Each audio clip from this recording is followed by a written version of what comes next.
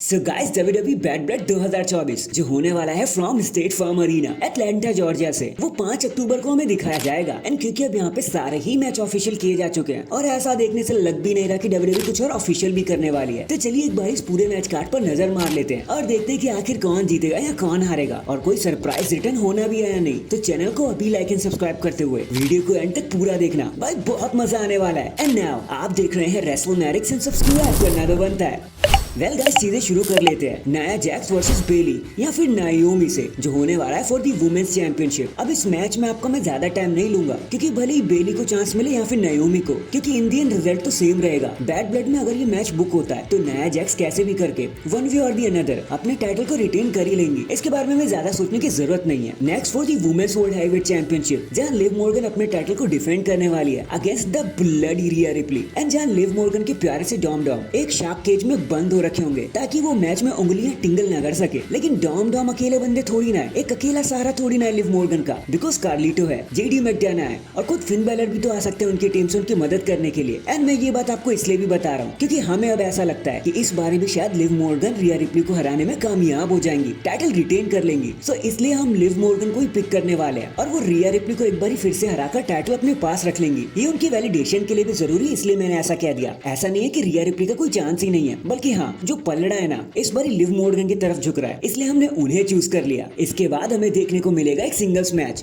Between Damien Priest and Finn Balor, एक grudge match समझ सकते हो आप इसे। अब इस मैच में तो शुरू होते ही तबाही मचना शुरू हो जाएगी, इसका लेवल इतना ऊपर पहुंच चुका है, बट स्टिल इसका हाल वैसा ही होगा जैसे आप सोच रहे हो, क्योंकि भले ही Damian Priest is so strong लेकिन जीत का स्वाद तो फिर भी फिन बैलर को मिलने वाला है। The night is clearly belong to Judgment Day and फिर ये जरूरी भी है ताकि Judgment Day and Terror Twins के बीच में राइवलरी को और स्ट्रेच किया जा सके, एटलीस्ट वॉर गेम्स तक। तो अब अगर Damian Priest and Rhea Ripley जीत गए सीधा सीधा तो जजमेंट डे का कोई पॉइंट ही नहीं बचेगा आगे ब्रेक करने के लिए, लड़ने के लिए। इसलिए हम फिन बैलर को चूज कर रहे हैं। चीटिंग हो या ना हो, फिन बैलर इस मैच को फाइनली जीत ही जाएंगे और एक अप कर लेंगे डेमियन प्रीस्ट के ऊपर। Next let's talk about the world heavyweight championship, जहां गंथर अपने टाइटल को डिफेंड करने वाले हैं अगेंस्ट सैमी ज़ेन। अब देखो आई नो, मैं जानता हूं आप क्या सोच रहे हो, ये मैच अभी ऑफिशियल तो नहीं हुआ, लेकिन जिस तरीके से स्टोरी लाइन चल रही है ना टग ऑफ वॉर वाली, आई थिंक अगले हफ्ते तक ये मैच ऑफिशियल कर दिया जाएगा। एंड यहाँ कुछ सोचने समझने के लिए नहीं है, हम सब बहुत अच्छे से जानते हैं कैसे गंथर अगर कोई टाइटल अपने पास रख लेते ना तो साल 2 साल से पहले उसे छोड़ने का नाम ही नहीं लेते। तो रही बात इस मैच की, तो अगर ये मैच ऑफिशियल होता है तो no doubt about it Gunther अपने टाइटल को रिटेन कर ही लेंगे, एटलीस्ट अगले साल तक तो नहीं हारने वाले वो। तो hashtag world champion Gunther. Next एक मेगा टैग टीम मैच होने वाला है जो हो सकता है नाइट को या तो किक ऑफ कर ले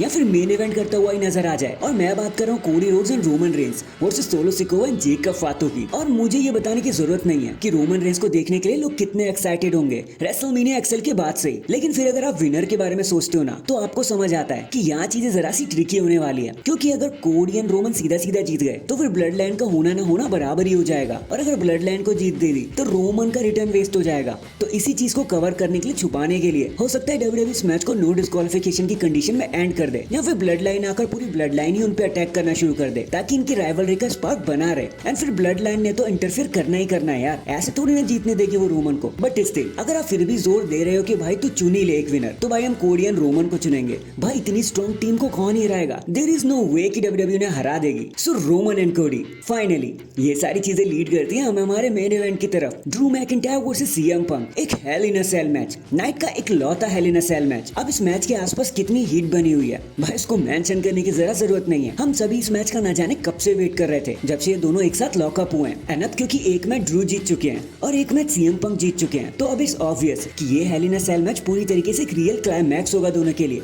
मे बी एंडिंग भी हो सकता है। बट सवाल तो फिर भी ये उठ रहा है ना कि जीतेगा कौन, क्योंकि अब ना तो ड्रू मैकिंटायर हारना अफोर्ड कर सकते, ना ही सीएम पंक जो इसको नाइट का सबसे अनप्रेडिक्टेबल मैच बना देता है। बट स्टिल एक विनर अगर फिर भी चूज करना हो तो हम the best in the world CM Punk को चुनेंगे, क्योंकि वो कहते हैं ना कि स्टोरी तभी जाकर कंप्लीट होती है जब हीरो अपनी जर्नी कंप्लीट कर लेता है, और इस जर्नी के हीरो है सीएम पंक। जब सीएम पंक अपनी जर्नी को खत्म करते हुए अपना फैमिली ब्रेसलेट ड्रू मैकिंटायर से वापस ले लेंगे, और उसके लिए उन्हें ड्रू मैकिंटायर को खत्म करना ही होगा, इसलिए we are picking CM Punk. बाकी लेट्स सी अब बैड ब्लड में हमें और क्या देखने को मिलता है। So that is it guys, अभी के लिए तो बस इतना ही। ये तो हमारी प्रेडिक्शन थी बैड ब्लड को लेकर, लेकिन आप इसके ऊपर क्या टेक लेने वाले हो, आपको क्या लगता है कि कौन जीत सकता है, कमेंट करके जरूर बताना। एंड अगर चैनल पर नए हैं तो चैनल को अभी लाइक एंड सब्सक्राइब कर दो। बाकी मैं मिलता हूँ आपसे किसी और अपडेट के साथ, तब तक के लिए अपना ख्याल रखें और खुश रहें।